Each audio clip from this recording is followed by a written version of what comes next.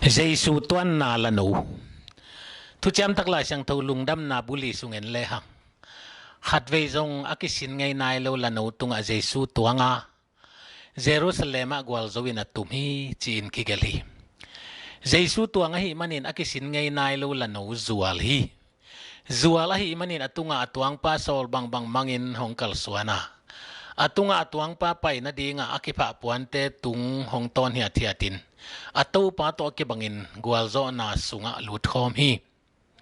toy manin pa toy na lampi tung to na to pa to gwalzo na sung lut khom na dingin thu manga zual ding ki sam hi zual the na dingin Jesu hong tuan ding ki sam hi Jesu tuan na lano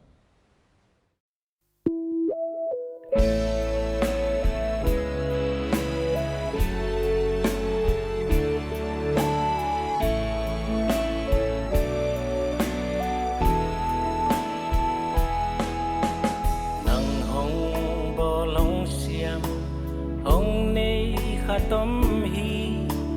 hong hol hong he khatom hi da ding nuam ding mo kap ding nui ding mo hong nei tau pa khut sungom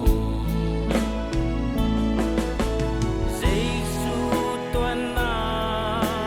lan no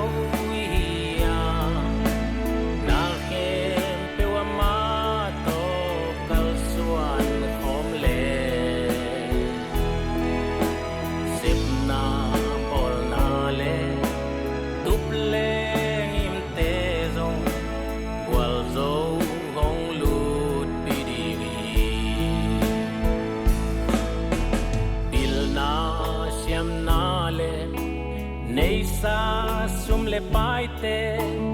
mi hing zon